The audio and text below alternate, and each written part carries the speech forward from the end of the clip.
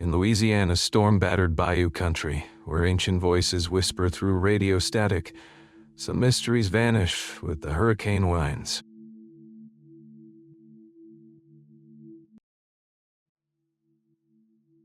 On August 28, 2021, Hurricane Ida churned through the warm waters of the Gulf of Mexico with sustained winds reaching 150 miles per hour. The massive Category 4 storm was tracking directly toward the Louisiana coast, its eye wall aimed at the intricate network of bayous, barrier islands, and fishing communities scattered throughout Vermilion Parish. In the pre-dawn darkness of that Saturday morning, 58-year-old Tomas Boudreaux climbed the narrow wooden stairs to his elevated radio station for what would be his final shift. The Boudreaux Marine radio station sat on 20-foot stilts above the salt marsh, its antenna array piercing the humid air like steel fingers reaching toward the approaching storm. Tomas had coordinated hurricane evacuations before. His family had operated this station for 4 generations, serving as the communications lifeline for fishermen, shrimpers, and oil workers spread across 200 square miles of Louisiana's coastal wetlands.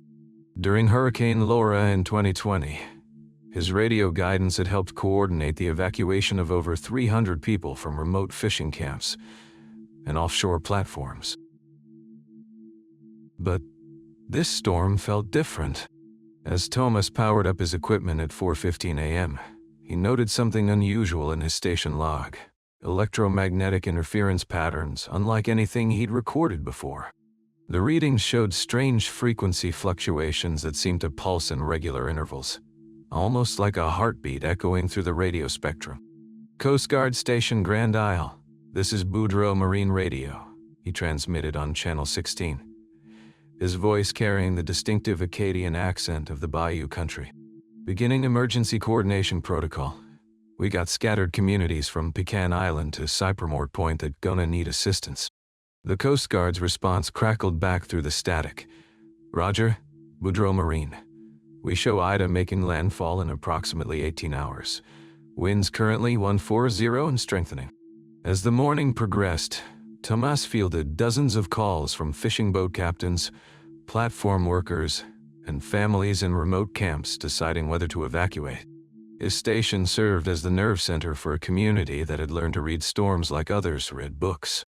These were people whose great-grandparents had survived the devastating Hurricane Audrey in 1957, when a storm surge killed over 400 people across southwestern Louisiana. But at 6:30 a.m., Tomas logged another entry that would later puzzle investigators.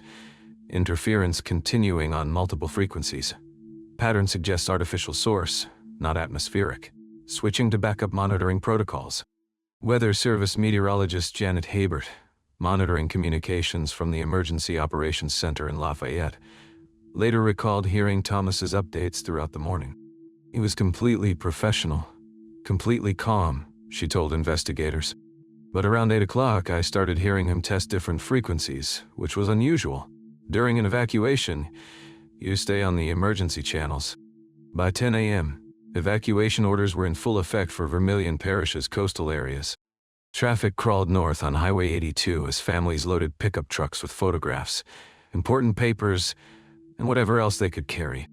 The storm surge was predicted to reach 15 feet in some areas, high enough to overtop the earthen levees protecting the inland communities. Tomas remained at his post, coordinating with the Coast Guard to track the last fishing vessels heading to safe harbor. His elevated station, built to withstand Category 3 hurricanes, was considered secure enough to maintain operations until the storm's arrival. The parish emergency management director had approved Tomas's plan to broadcast evacuation updates until the final hour. But something was troubling the experienced radio operator. At 11:45 a.m., he made an entry in his log that investigators would later find deeply puzzling. Unauthorized transmissions detected on marine frequencies. Content appears to be an archaic French dialect, attempting to triangulate source. The afternoon brought increasingly desperate calls from stragglers and holdouts. Tomas coordinated helicopter evacuations from 2 oil platforms and helped guide a Coast Guard cutter to a disabled shrimp boat near Marsh Island. His calm voice became a beacon of reassurance for people facing one of the most powerful storms ever to hit Louisiana.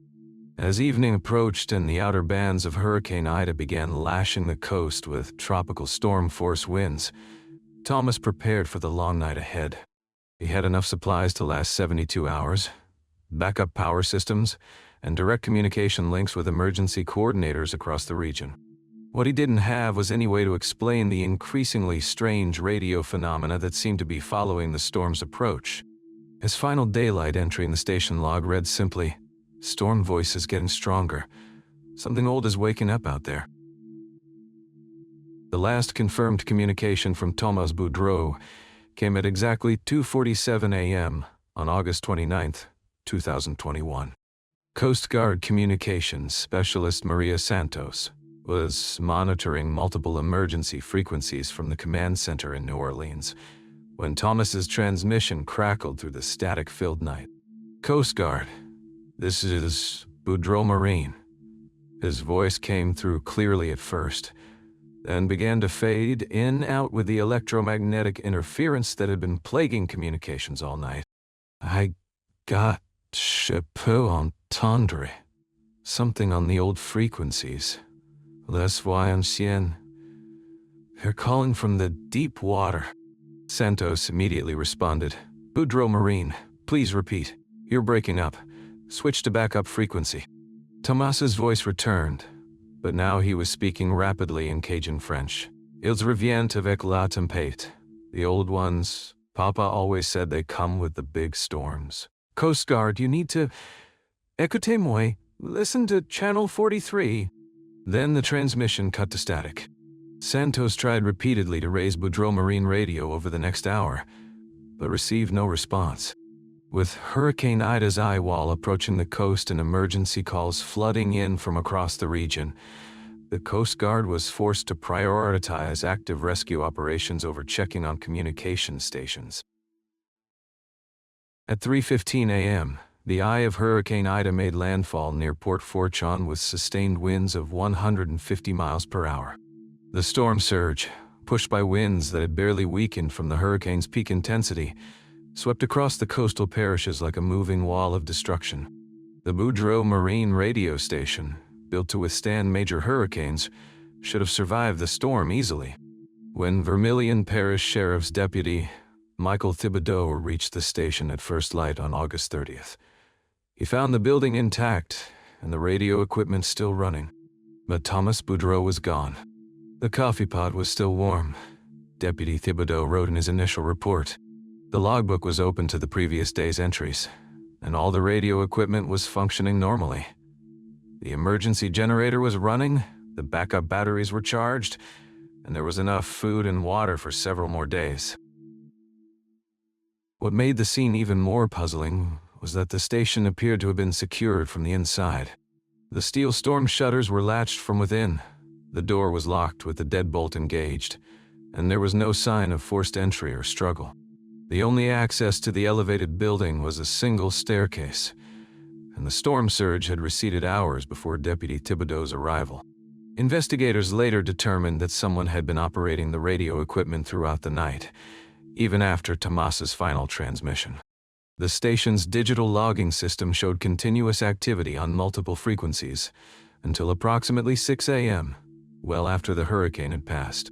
Coast Guard Lieutenant Commander Sarah Thibodeau arrived at the scene on August 31st to conduct a formal investigation. "In 20 years of service, I've never seen anything like this," she later testified to the Marine Safety Review Board. "The operator simply vanished from a locked elevated building during a Category 4 hurricane. There's no logical explanation." The station's computer logs revealed that someone had been systematically scanning through unauthorized marine frequencies during the early morning hours of August 29th. The scanning pattern showed particular attention to older, rarely used channels that dated back to the 1940s and 1950s. More troubling was the discovery of what appeared to be response transmissions on those same frequencies. The station's digital recorder had captured fragments of what sounded like voices speaking in an archaic form of Louisiana French, but the quality was too poor to make out specific words. "We sent the recordings to linguistic experts at LSU," Lieutenant Commander Thibodeau explained. "They identified the dialect as a very old form of Acadian French. the kind that might have been spoken by the earliest settlers to this region. But the transmission quality made it impossible to determine if these were live voices or some kind of recorded playback. The search for Tomas began immediately, despite the challenging conditions left by the hurricane. Floodwaters had receded, but debris fields, damaged roads, and widespread power outages hampered the effort. Search and rescue teams used helicopters to scan the surrounding marsh, while marine units checked the waterways and islands. By September 3rd, after 5 days of intensive searching, no trace of Tomas Boudreaux had been found. His family, evacuated to relatives in Lafayette before the storm, returned to find their community forever changed, and their patriarch vanished without explanation. Tomas never would have left his post during an emergency, his daughter Marie told investigators. That radio station was his life. He used to say the voices of lost fishermen came through those radios during big storms, and it was his job to guide them home. He would never abandon that responsibility. The Coast Guard classified the case as a missing person investigation, but the circumstances defied conventional explanation. How does a man disappear from a locked building during a hurricane? Where had those mysterious French transmissions originated? And why had an experienced operator been scanning unauthorized frequencies during a critical emergency? As cleanup efforts continued across hurricane-ravaged Louisiana, the mystery of the missing radio operator became another casualty of Hurricane Ida, filed away with hundreds of other storm-related incidents that would never be fully explained. But for those who knew Tomas Boudreaux, the questions would never stop echoing through the static-filled nights of Louisiana's bayou country. To understand why Tomas Boudreaux's disappearance shook the Louisiana bayou community so deeply, you have to understand the legacy he inherited and the responsibility he carried. The Boudreaux family had been the voice of Vermilion Parish's waterways for nearly a century, their radio station serving as more than just a communication hub. It was a lifeline woven into the very fabric of Acadian maritime culture. Tomas's great-grandfather, Alcide Boudreaux, had established the original radio station in 1928, just 11 years after the first commercial radio broadcasts began in Louisiana. Alcide was a shrimp boat captain who recognized that the scattered fishing communities of the coastal marsh needed a way to stay connected to the outside world and to each other. Papa Alcide used to tell stories about the early days, recalled Tomas's cousin, Raymond Boudreaux, during a September 2021 interview. Diane. Back then, if a storm was coming, or if somebody's boat broke down, the radio was the only way to get help. The Boudreaux station saved hundreds of lives over the years. The station gained legendary status during Hurricane Audrey in 1957, when Tomas's grandfather, Joseph Boudreaux, stayed on the air for 36 straight hours, coordinating rescue efforts as the devastating storm surge swept away entire communities. Joseph's broadcasts guided Coast Guard rescue boats to survivors clinging to debris and helped coordinate the massive relief effort that followed. Tomas grew up in the shadow of that legacy. Born in 1963, he learned to operate radio equipment before he could properly tie his shoes. By age 12, he was helping his father, Claude Boudreaux, log weather reports and relay messages between fishing boats scattered across the Gulf waters. Tomas had a gift for understanding people's voices, said Evangeline Thibodeau, who worked as a dispatcher for the parish emergency services for 23 years. Even with poor radio quality, even through static and interference, he could tell if someone was scared, injured, or in real trouble. It was like he could hear between the words. After graduating from the University of Louisiana at Lafayette with a degree in communications technology, Tomas returned home to modernize the family station. He installed digital logging systems, upgraded the antenna array, and obtained federal licensing to operate on emergency frequencies. But he never forgot the traditional knowledge passed down through 4 generations of Boudreaux radio operators. Tomas was fluent in both English and Louisiana French, switching seamlessly between languages depending on his audience. Many of the older fishermen and offshore workers felt more comfortable speaking French, especially during emergencies when stress made English feel foreign on their tongues. He could talk to anybody, explained Dr. Marie Thibodeau, a folklorist at the University of Louisiana who had worked with Tomas on documenting traditional Acadian storm preparation practices. College-educated Coast Guard officers, old-timers who barely spoke English, Vietnamese shrimpers, oil platform supervisors. He found a way to communicate with all of them. In the months before Hurricane Ida, Tomas had become increasingly interested in preserving the oral traditions of Louisiana's coastal communities. He spent weekends visiting elderly residents, recording their memories of historic storms and traditional weather prediction methods passed down through generations of maritime families. Tomas was worried that we were losing something important, Dr. Thibodeau recalled. He talked about how the old-timers could read storms in ways that modern meteorology couldn't capture. They understood the connection between tides, wildlife behavior, atmospheric pressure, and storm development in an almost mystical way. One project that particularly fascinated Tomas involved collecting stories about storm voices, mysterious radio transmissions that older residents claimed to hear during major hurricanes. According to these accounts, certain atmospheric conditions during powerful storms could somehow carry radio waves across vast distances of time and space, allowing listeners to hear broadcasts from decades past. Most people dismiss these stories as folklore, explained retired Coast Guard Captain Robert LeBlanc, who had known the Boudreaux family for 40 years. But Tomas took them seriously. He had experienced some strange radio phenomena himself during previous hurricanes, and he thought there might be some scientific explanation nobody had explored yet. Tomas's dedication to his community extended beyond emergency communications. He organized annual fundraisers for families of lost fishermen, maintained radio contact with isolated elderly residents during routine weather events, and served as an unofficial counselor for anyone dealing with the psychological trauma of surviving major storms. After Hurricane Laura in 2020, Tomas spent weeks just talking to people on the radio, remembered Parish Councilwoman Denise Landry. Not emergency traffic, just conversation. He understood that sometimes people needed to hear a familiar voice, needed to feel connected to their community when everything else had been torn apart.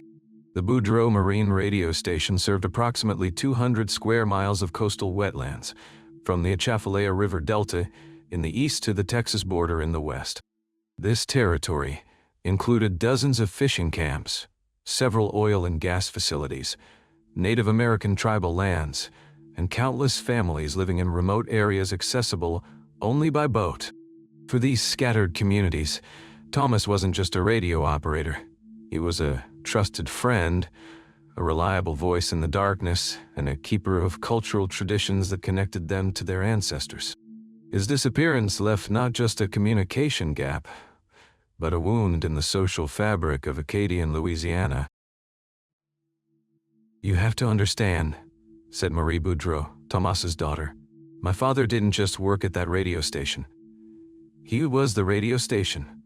For 4 generations, our family has been the voice that guides people home through the storms. Now that voice is gone, and nobody knows where it went." 3 days after Hurricane Ida passed, Federal Communications Commission investigator Dr. Patricia Cheng arrived in Vermilion Parish with a team of radio frequency analysts and digital forensics specialists. What they discovered in the Boudreaux Marine radio station's computer systems would challenge their understanding of how radio waves behave during extreme weather events. The digital logs showed activity patterns that were highly unusual for an emergency communication station, Dr. Cheng explained in her preliminary report. Instead of maintaining constant monitoring of standard emergency frequencies, the operator had been systematically scanning through unauthorized portions of the radio spectrum. The station's sophisticated logging equipment had recorded every frequency change, transmission attempt, and signal strength measurement from August 28 through the early morning hours of August 29. What emerged was a timeline that suggested Tomas had been tracking something far more complex than routine hurricane communications. Beginning at 11:45 p.m. on August 28th, the logs showed Tomas switching between normal emergency channels and a series of marine frequencies that hadn't been officially used since the 1950s. These older frequencies, originally assigned to coastal shipping and fishing vessels, had been largely abandoned when more modern communication systems were implemented. The scanning pattern was methodical, almost scientific, noted FCC technical specialist Robert Kim. He would spend several minutes on each old frequency, then return to emergency channels to handle routine traffic, then go back to scanning. It's like he was trying to maintain his regular duties while simultaneously conducting some kind of investigation. More puzzling were the response transmissions recorded on these obsolete frequencies. The station's digital recorder had captured what appeared to be incoming signals, but the analysis revealed characteristics that defied conventional radio propagation theory. The signal quality was consistent with local transmission, Dr. Chang's report continued, but the content suggested sources that were geographically and temporally impossible. Some of the recorded material appeared to be maritime weather reports using terminology and broadcasting protocols that were discontinued in the 1940s.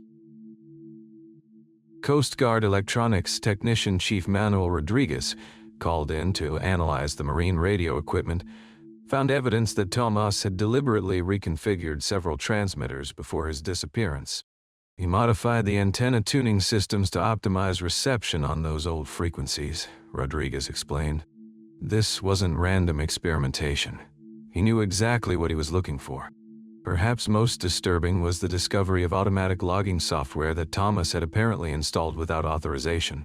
This program was designed to record and analyze transmissions on specific frequencies, building a database of signal patterns and voice characteristics over time. The software had been running for at least 6 months, revealed computer forensics analyst Jennifer Stokes. It had cataloged hundreds of anomalous transmissions, mostly during severe weather events. The pattern showed that these mysterious signals increased dramatically during hurricanes, tropical storms, and major thunderstorm systems. The database contained audio files that linguistic experts at Louisiana State University found deeply troubling. Professor Marcel Thibodeau, who specialized in Cajun French dialects, analyzed 17 clear recordings from the system. The voices were speaking a form of Louisiana French that hasn't been commonly used for over 70 years, Professor Thibodeau reported. More specifically, they were using maritime terminology and pronunciation patterns that match historical recordings from the 1920s and 1930s. But the audio quality suggested these were recent transmissions, not historical recordings being somehow rebroadcast. Local fishermen and maritime workers began coming forward with their own accounts of strange radio phenomena during Hurricane Ida. Captain Andre Guidry, who had evacuated his shrimp boat to a canal near Abbeville, reported hearing what sounded like old-time weather broadcasts in French during the storm's peak. "I've been fishing these waters for 30 years, and I never heard nothing like it," Captain Guidry told investigators. "Sounded like my grandpa talking about a storm back in the old days, but it was coming through clear as day on the marine radio. Made the hair on my neck stand up." Similar reports came from oil platform workers, Coast Guard personnel, and even some evacuated residents who had maintained battery-powered radios during the storm. The descriptions were remarkably consistent. Clear transmissions in archaic French, maritime weather reports that seemed to reference storms from decades past, and voices that sounded like they were broadcasting from another era. Dr. Chang's team attempted to triangulate the source of these transmissions using the station's directional antenna logs. The results were contradictory and scientifically puzzling. The signal direction data suggested multiple transmission sources scattered across the Gulf of Mexico, she noted in her final report. But satellite imagery and Coast Guard vessel tracking showed no ships or platforms in those locations during the time periods in question. The signals appeared to be coming from empty water. Atmospheric physicist Dr. James LeBlanc from Tulane University offered one possible explanation for the phenomena. During extreme weather events, particularly hurricanes, unusual atmospheric conditions can create something called tropospheric ducting, he explained. This can allow radio signals to travel far beyond their normal range, and sometimes create echo effects that might preserve and rebroadcast older transmissions.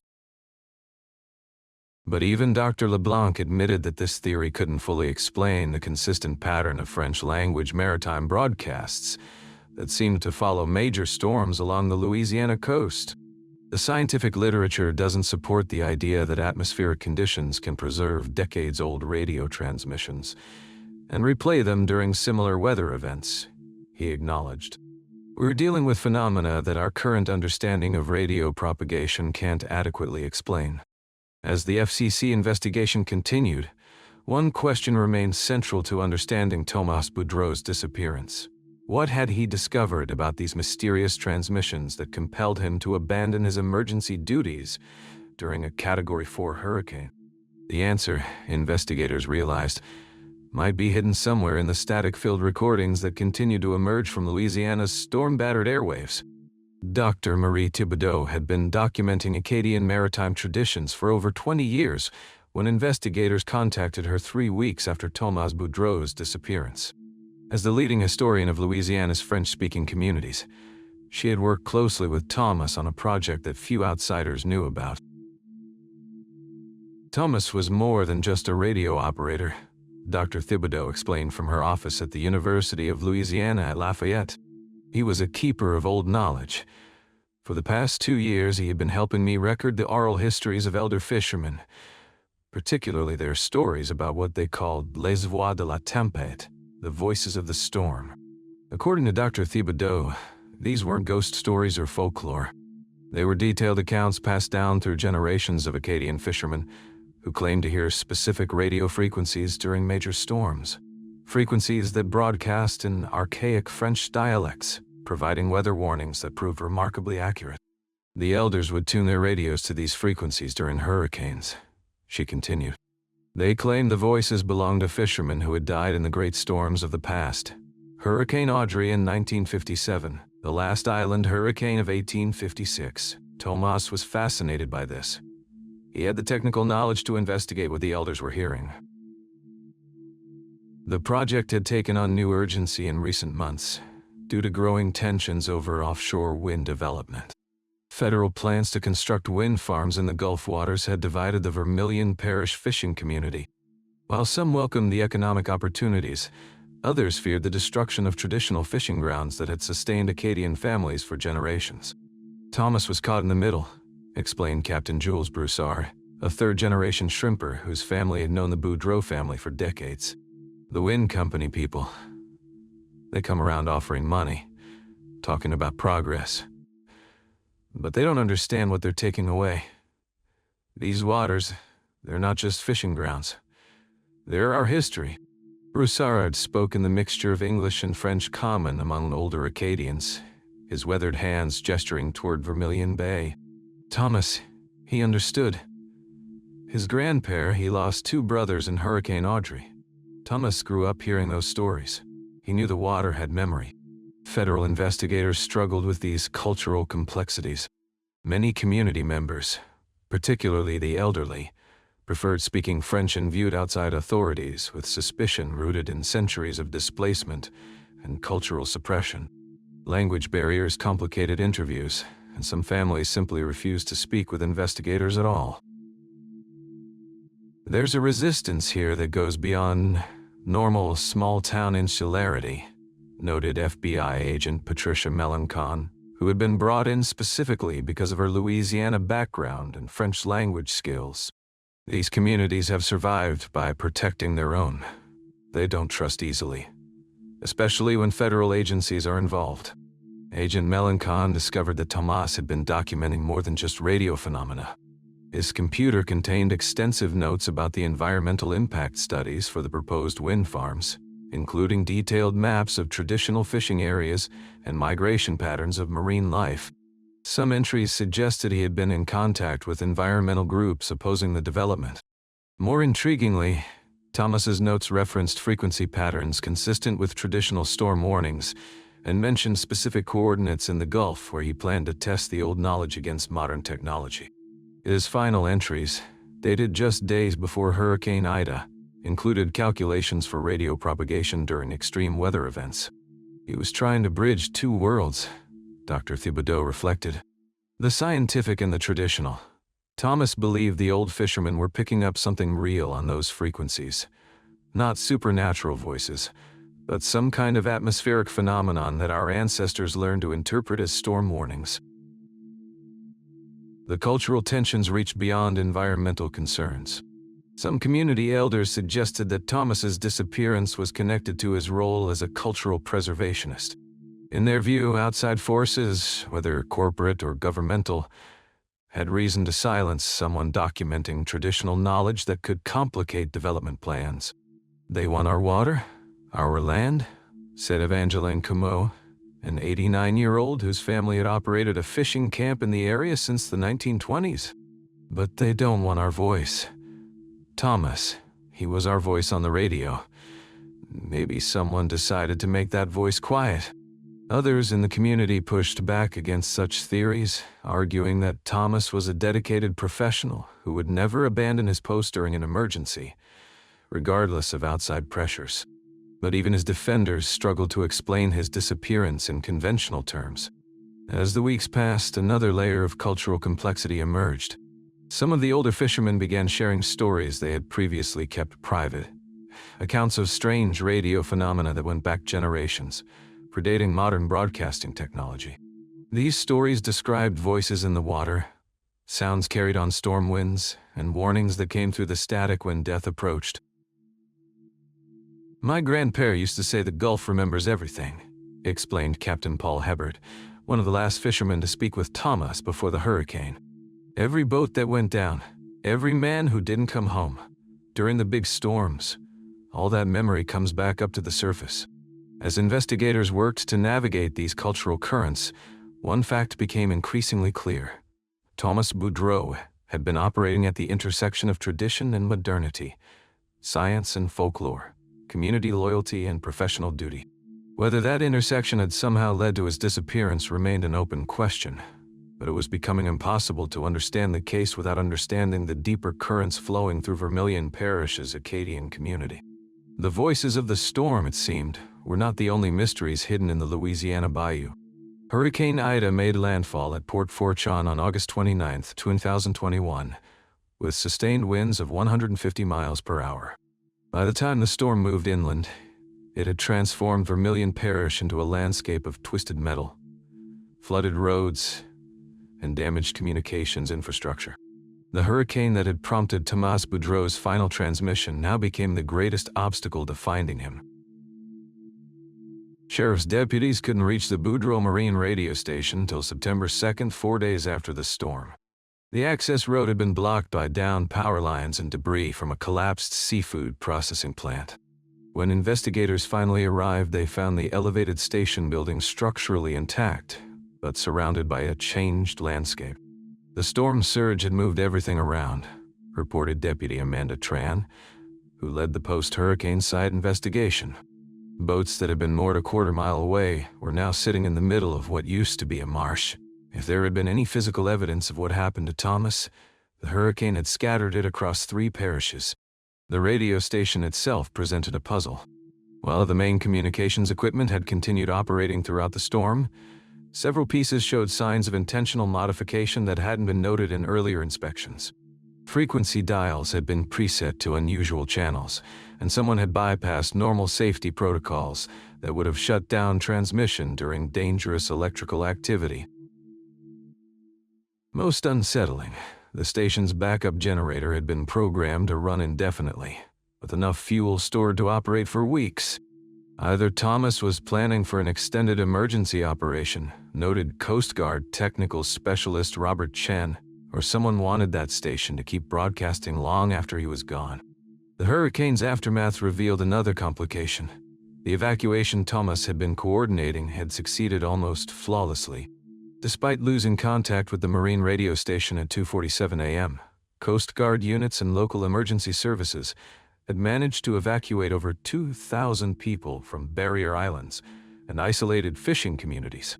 Missing boats were accounted for, and there were no storm-related fatalities in Vermilion Parish.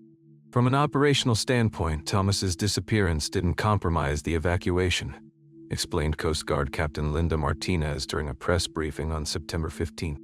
All critical communications had been relayed before we lost contact. It's almost as if he timed his departure to minimize impact on the emergency response. That timing struck many as suspicious. Environmental groups, already skeptical about corporate influence in the region, pointed to the convenient coincidence. A major storm hits just as a key witness to traditional ecological knowledge disappears? Questioned Sarah Chen of the Gulf Coast Environmental Alliance. It's worth asking who benefits from that silence. Chen's organization had been working with Tomas to document the potential environmental impact of proposed offshore wind farms. According to her files, Tomas had scheduled a meeting for September 3rd to discuss anomalous readings he'd been tracking in the weeks before Hurricane Ida. He was documenting something unusual about marine life patterns, Chen explained.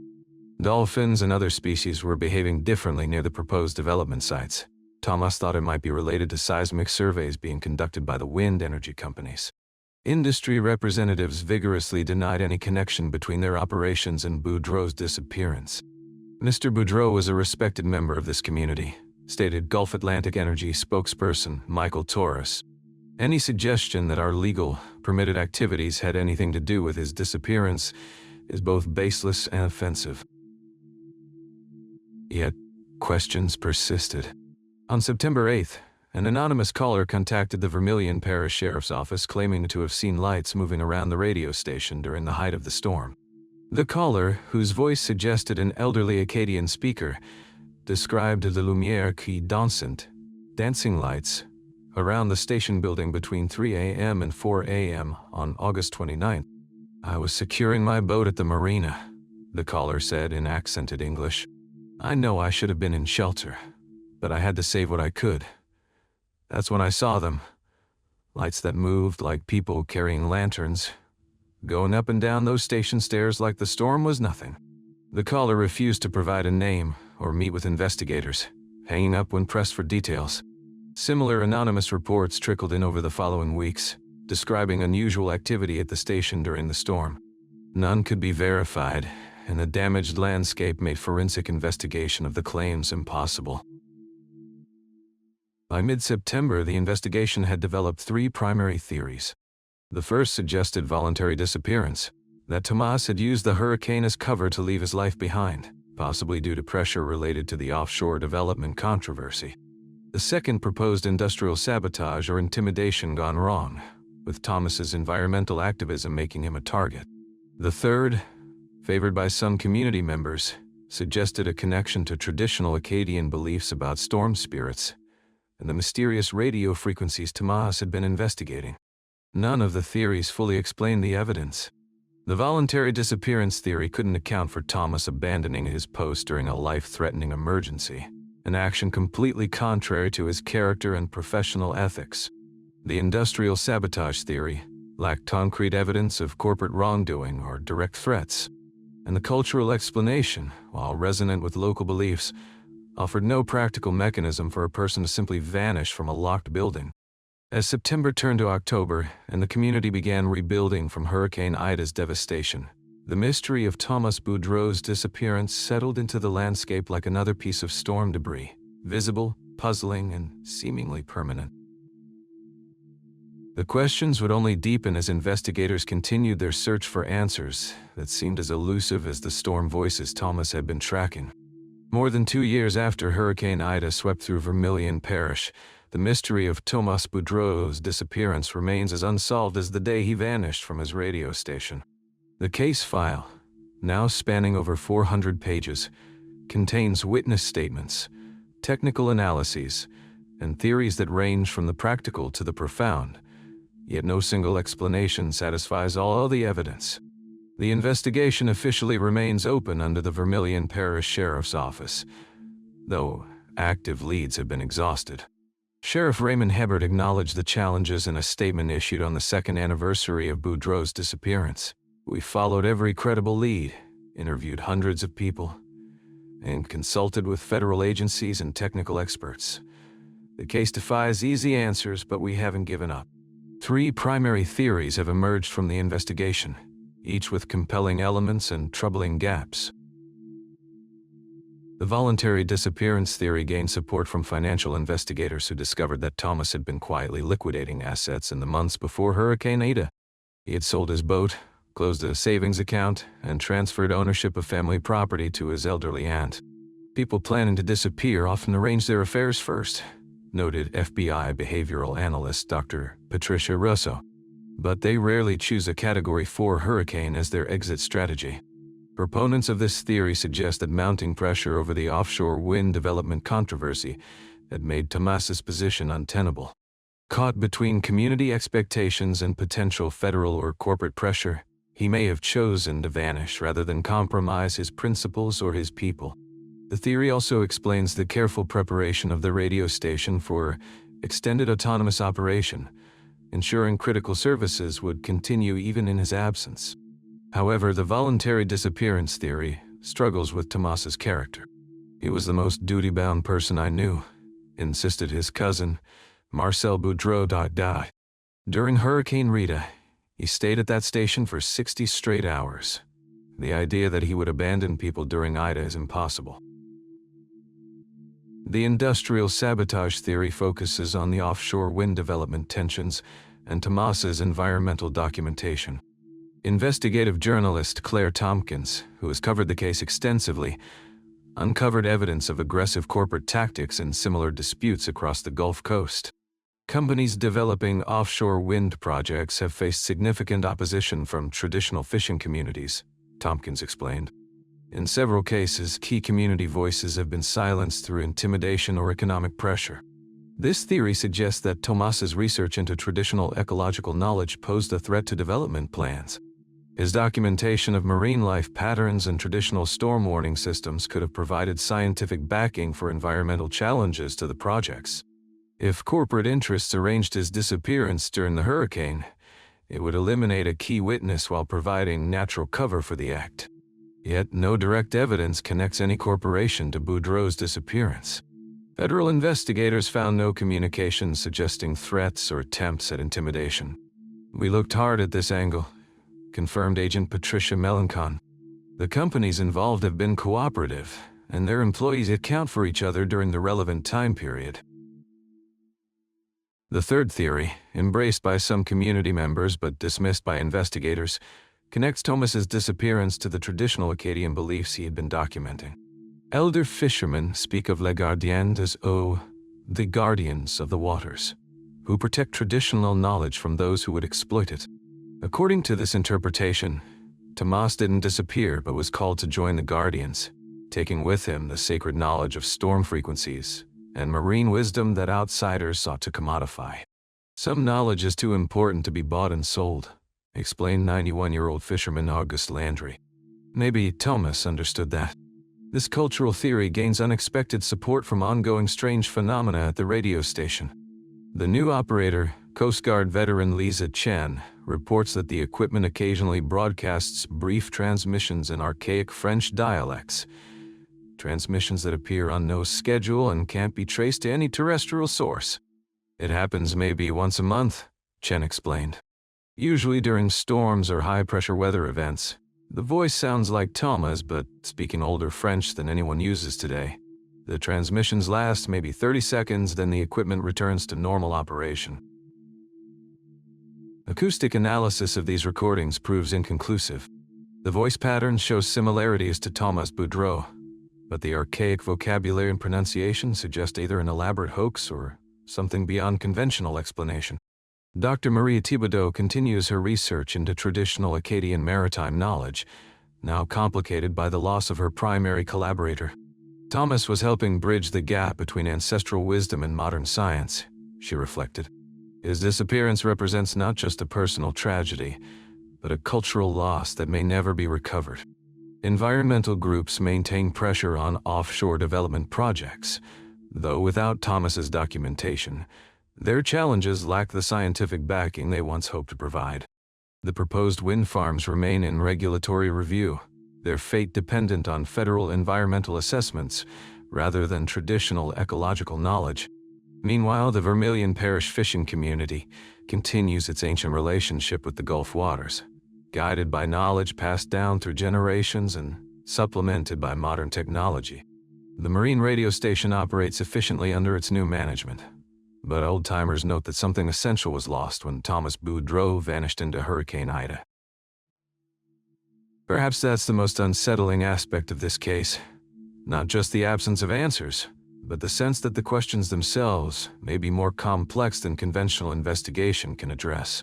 Whether Tomas Boudreaux chose to disappear, was forced to disappear, or became part of something larger than individual choice, his story reflects the ongoing tension between preservation and progress in Louisiana's ancient coastal communities. The frequency remains open, waiting for a signal that may never come. If this case stays with you, you're not alone. Here at Unresolved America, we cover cases like this every single day. Stories that deserve to be remembered, questions that refuse to fade. If you want to keep these investigations alive, hit that subscribe button and turn on notifications so you never miss a case. Drop a like if this story moved you, and leave a comment telling us which detail haunts you most. Until tomorrow, stay curious, stay vigilant, and never stop asking questions.